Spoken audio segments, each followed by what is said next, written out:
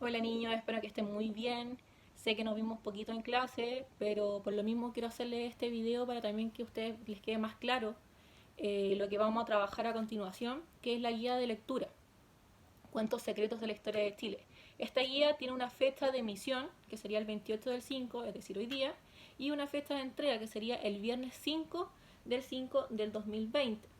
Ahora, este plazo es un plazo tentativo, por así decirlo, porque como ustedes ya saben, estamos en una situación bastante complicada y yo sé que a muchos les cuesta conectarse a internet, que les cuesta realizar las actividades porque tienen muchas dudas que no podemos corregir en el mismo momento como en una clase, ¿cierto? Pero por lo mismo quise hacerle este video para que a ustedes les quedara más claro lo que vamos a trabajar en esta guía de lectura de Cuentos secretos de la historia de Chile, que ustedes ya lo tienen que tener más o menos leído o leído ya en su totalidad. Y les voy a explicar más o menos los objetivos de la guía, saber lo que pretendemos lograr con esta guía, eh, las instrucciones de cada ítem y también explicarles la última pregunta sobre todo, que es la número 8, que es la un poco más compleja.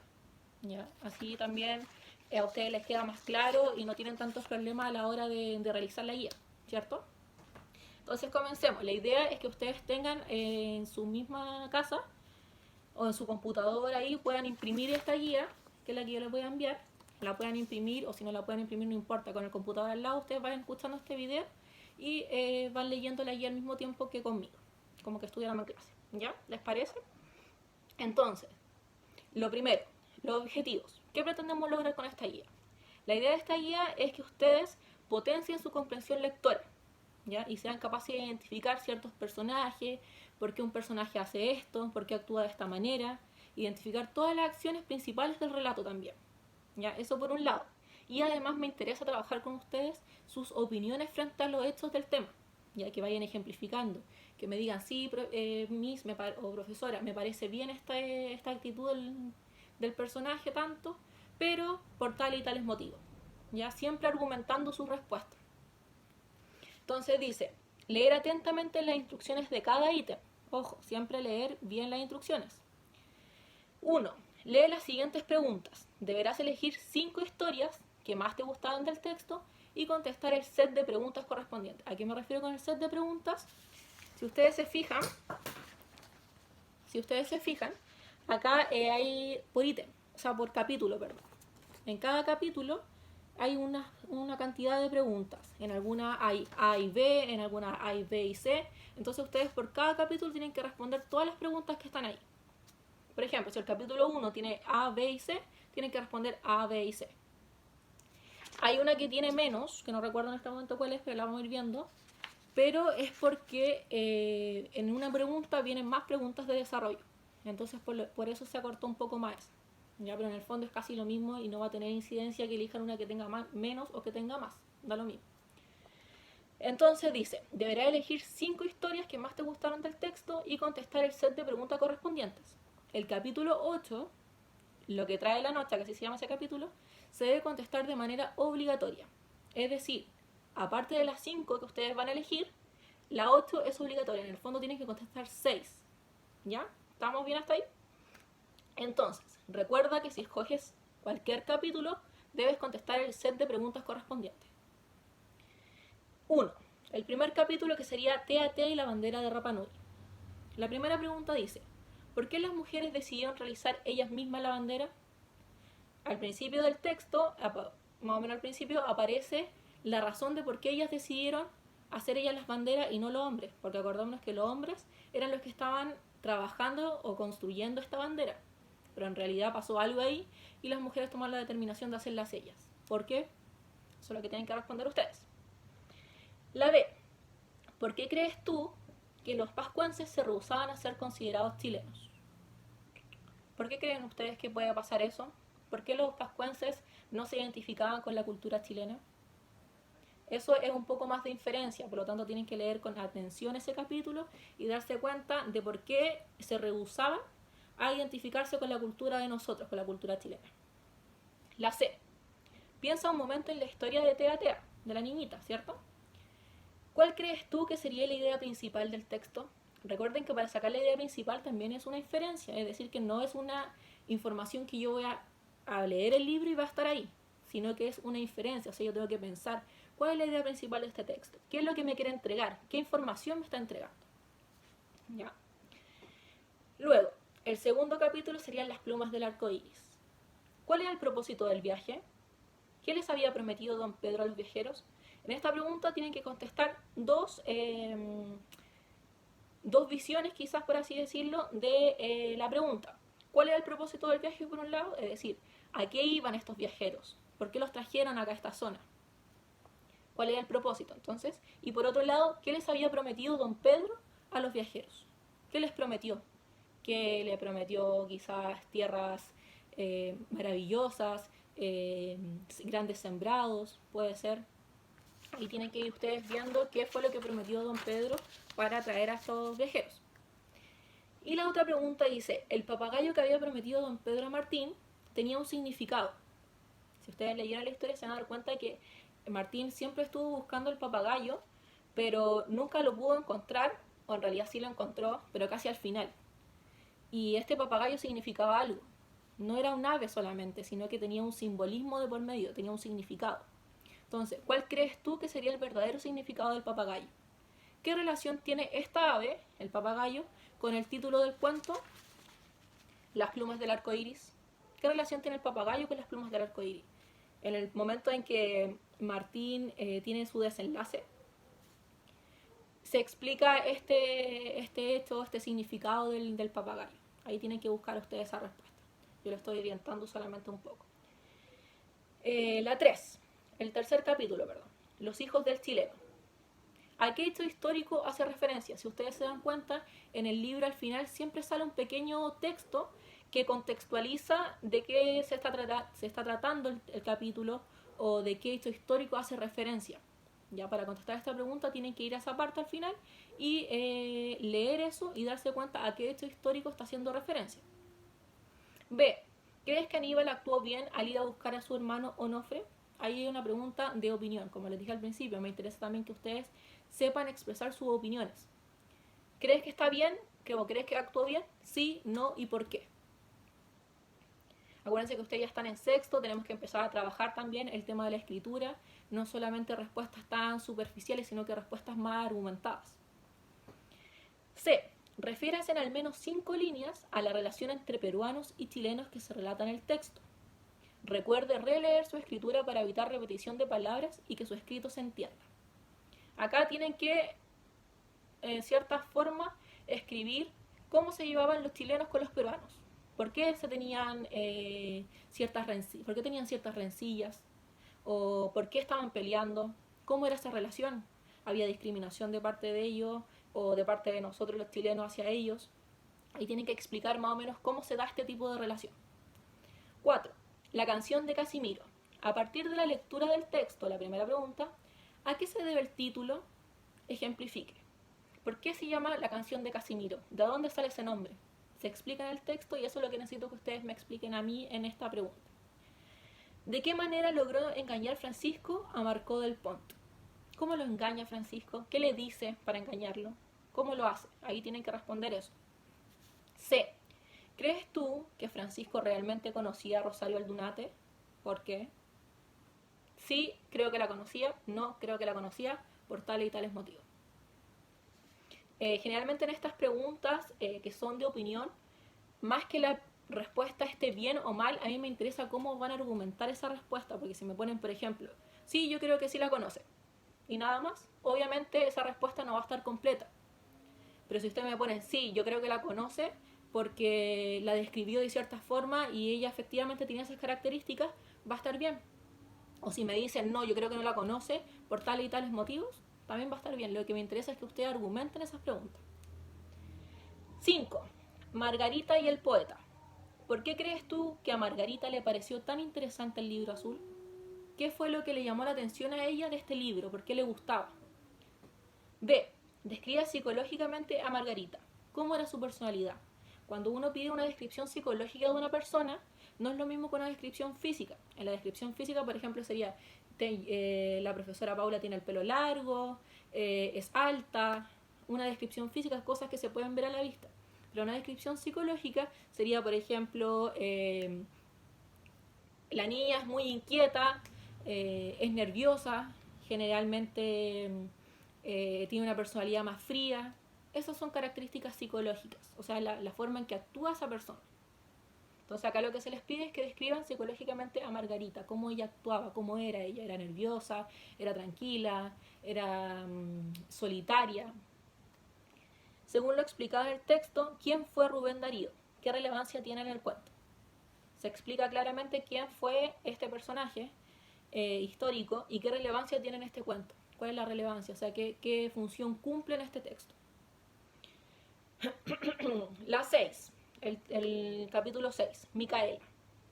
¿Qué opinas sobre el matrimonio arreglado por los padres? ¿Por qué? Justifique su respuesta en al menos 5 líneas. Acá nuevamente tienen que dar su opinión frente a este tema del matrimonio arreglado. ¿Qué opinan ustedes? ¿Les parece bien? ¿Les parece mal? Si me parece bien, ¿por qué me parece bien? Así tienen que irlo argumentando. B. ¿Qué te pareció la actitud que tuvo frente a la vida Micaela? Para justificar tu respuesta que ejemplifica con algún suceso del texto. ¿Qué te parecía a ti, Micaela? ¿Cómo actuaba ella? Tenía una actitud bastante fuerte también, era decidida. ¿Qué te pareció a ti esa actitud que presentaba ella? Y ejemplifica, por ejemplo, si ustedes ponen ya, a mí Micaela me parecía una niña muy decidida, con buenos valores, y esto lo puedo ver ejemplificado en tal parte del texto, cuando hizo esto, por ejemplo. ¿Cómo crees que terminará la historia de amor de Micaela?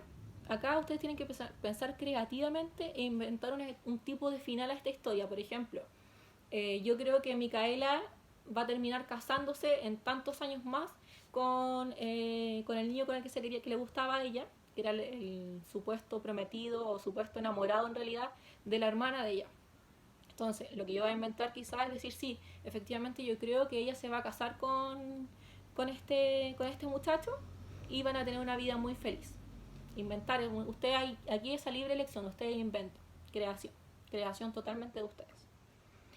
7. Mel y Nahuel, el pequeño araucano, que era el otro cuento que salía en el texto. A. ¿Qué información traían los dos indios que llegaron al principio del relato al lugar donde vivía Mel y Nahuel? ¿Qué información? ¿Por qué fueron esos dos indios? ¿Qué fueron a hacer? ¿Fueron a contarle una noticia? ¿Fueron a advertirles algo? ¿Qué información llevaban? B. ¿Quién salvó la vida de Mel y Nahuel y por qué? C. ¿A qué hecho histórico hace referencia el capítulo? Nuevamente lo que les explicaba adelante, al final del texto siempre sale un pequeño fragmento que los contextualiza a ustedes y ahí pueden buscar el hecho histórico. A hecho histórico se refiere a lo que realmente pasó. Ojo, no quiere decir que este cuento que ustedes leyeron sea verídico, sino que está basado en un hecho que realmente pasó. Pero acuérdense que los autores siempre ponen ficción en los cuentos, se va modificando. O sea, yo puedo, por ejemplo, tomar un hecho histórico, algo que realmente pasó, y modificarlo según lo que yo quiera lograr. ¿Ya? Y ahora viene el último capítulo, que es lo que trae la noche, que esta es obligatoria. Entonces, recapitulemos. Son 5 cuentos que ustedes tienen que elegir de los que les expliqué delante. 5 capítulos respondiendo todas las preguntas que están dentro de ese capítulo. Y la 8 obligatoria. Entonces serían 6. Lo que trae la noche. Acá les puse un pequeño fragmento que está en la página 87, al menos a mí me sale en la página 87, se los puse de todas maneras. La vida en el campo tiene sus propias historias, leyendas que se cuentan alrededor del fuego, donde bajo el amparo de la oscuridad se mezcla con lo humano y lo divino. Lo primero que podemos inferir, o no inferir, sino que lo que primero podemos captar de este fragmento es que dice que la vida del campo, sobre todo, más que la vida de ciudad, tiene sus propias historias. Ojo ahí, porque es bastante importante que en la vida del campo se dé esto, más que en la vida de ciudades. Leyendas que se cuentan alrededor del fuego, donde bajo el amparo de la oscuridad, o sea, es decir, que en la noche, que se juntaban personas en la noche generalmente a contar este tipo de historias, se mezclan lo humano con lo divino. A este tipo de historias se le llaman las leyendas. La leyenda tiene su origen en la antigüedad y generalmente se transmitían de manera oral. Por eso que dicen que se cuentan alrededor del fuego bajo el amparo de la oscuridad. Antiguamente las historias no se transmitían a partir de la lectura como ahora. No habían tantos cuentos, no habían tantos textos, sino que lo que hacían las personas era juntarse y contarle la historia a otro. Y se iban transmitiendo de generación en generación en generación. Pero ¿qué pasaba acá? Que al contarse de generación en generación en generación, se iba transformando esta historia. Ya la historia que se había contado en un principio no era la misma que terminaba contándose después de 20 años más. Como por ejemplo, no sé si ustedes han visto el juego Es el teléfono, que vas diciéndole una palabra a una persona y en la medida que va rotando, al final llega un mensaje totalmente diferente. Ya, una cosa así pasaba con las leyendas. Probablemente la historia de La Llorona, no sé si la ubican, haya sido una historia más diferente y menos macabra a lo que se conoce ahora. Se va a ir modificando. Pero lo importante es que las leyendas sí tienen una base en la realidad. Puede tener una base en la realidad. ¿Por qué? Por ejemplo, en la leyenda de La Llorona, ustedes se dan cuenta que supuestamente es una mujer. Y sí tiene características femeninas. Sí se basa en una figura, en un constructo de una mujer, de la figura de la mujer. Entonces, e incluso si ustedes investigan la historia de La Llorona, supuestamente nace en México, en la época colonial, si no mal recuerdo, y sí tiene una base histórica, por así decirlo. No es que ella haya existido como una persona propiamente tal, pero sí tiene una base más o menos histórica. Entonces, en las leyendas generalmente se va mezclando todo lo que es de nuestro mundo, todo lo humano, pero se va mezclando y se les va entregando características de lo divino, de lo sobrenatural. Por ejemplo, La Llorona, mujer, pero con características siniestras, con características sobrenaturales. Entonces se va mezclando, es un juego, un constante juego. Entonces lo que ustedes tienen que hacer, ¿por qué les explico esto? Porque la pregunta que viene después dice, ¿por qué crees tú que dice el autor que se mezcla lo humano con lo divino en las leyendas? ¿Por qué se mezcla? ¿Por qué creen ustedes que se mezcla? Les expliqué hace un momento, tienen que prestar atención a esa explicación porque desde ahí ustedes pueden construir su respuesta. ¿Ya? Si no les queda claro, de todas maneras yo voy a estar contestando correos. El segundo ítem es el de sopa de letras. Encuentra las palabras escondidas en la sopa de letras. Una vez descubiertas, debes indicar al lado de cada personaje a qué capítulo del libro pertenece. Puedes utilizar colores para indicar las palabras que encuentren. Si ustedes no lo imprimen, no importa, lo pueden hacer en un Word, en el mismo archivo que yo les voy a mandar. Le pueden poner, por ejemplo, destacar acá, da lo mismo. No se compliquen si no lo pueden imprimir o eso no tiene mayor relevancia. Y acá hacen un listado de personajes: el abuelo, Aníbal, Casimiro, Francisco, Marco del Pont, Margarita, Martín, Melinahuel, Micaela, Onofre, Rubén Darío y Teatea. Entonces lo que ustedes tienen que hacer, al lado de cada uno de estos personajes, poner pertenece al capítulo 8, por ejemplo, o pertenece al capítulo 6. Nada más que eso. Y obviamente tienen que hacer la sopa de letras, que tienen que encontrar todas las palabras que están escondidas. Y eso sería el ítem 2. Y finalmente un ítem 3, que es la realización de un sociograma. No sé si ustedes anteriormente habían trabajado con sociograma. El sociograma básicamente es una forma de ayudarlo a usted a trabajar la comprensión lectora. ¿Y cómo se hace? Lo primero que debo identificar acá para hacer un sociograma son los personajes y qué relación tiene cada personaje con el otro.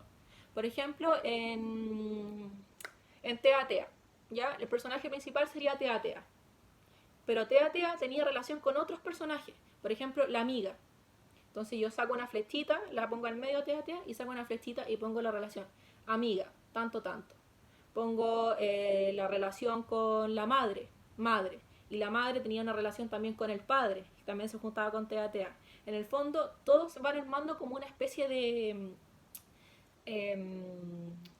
como de dibujo o de diagrama, en el cual todos van teniendo relación con todos. En el fondo, todos los personajes están relacionados. Eso es lo que quiero que logren con un sociograma. Entonces, lo primero, ustedes van a elegir un cuento. Cualquiera de los cuentos que están en el texto, ustedes a libre elección. Lo eligen, trabajan con ese cuento, ven todos los personajes que están. o los personajes más importantes en realidad que están ahí insertos en este texto, y los van describiendo según o relacionando en realidad a partir de la función o cómo se relacionan entre ellos. De todas maneras yo les puse el ejemplo de un sociograma en la guía, ya para que no se vayan a confundir. Es de Antes de la medianoche de Ana Alonso, y aparece por ejemplo el personaje de María. María tiene una madre, una hermana, un padre. La madre está relacionada con Raúl, que también estaría relacionado con el padre, y ahí ustedes van viendo las relaciones que se van formando, ¿ya? Básicamente es muy fácil, no se compliquen con esta actividad del sociograma, solamente tienen que identificar los personajes e ir viendo las relaciones que van cumpliendo cada uno. Ni siquiera tienen que ponerle mayor cantidad de escritura, sino que pongan Tea, por ejemplo, madre, padre, el abuelo. ¿Se acuerdan que también estaba el abuelo, que se cuenta la historia del abuelo? Después se cuenta la historia del hombre de la palanca. Entonces ahí ustedes van viendo qué relaciones y se van dando cuenta que al final se hace como un diagrama muy grande de esto. Y eso, niños, eso sería la guía. Si tienen alguna duda, obviamente me pueden escribir vía Betel o vía correo, o también por el WhatsApp del curso, y no tengo ningún problema en contestarles las preguntas que se les vaya dando.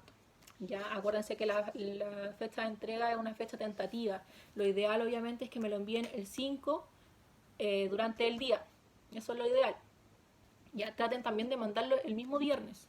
No tanto antes. Yo sé que a veces igual lo hacen antes y lo envían. No hay problema, pero lo ideal es que sea el viernes. ¿Ya? Si tienen alguna otra duda, se los vuelvo a reiterar, me escriben por correo o vía Betel. Yo prefiero correo o WhatsApp, por un tema que veo más el correo que la plataforma Betel. Ingreso sí, pero lo que más veo, estoy todo el día con el correo abierto, entonces lo que más veo es eso o el WhatsApp, ¿ya? Así que ahí ustedes van viendo y no tengo ningún problema en contestarles. Eso pues, niños, espero que estén muy bien, se cuidan mucho, no salgan de la casa, no se pongan porfiados, y les mando un abrazo muy grande, que estén muy bien.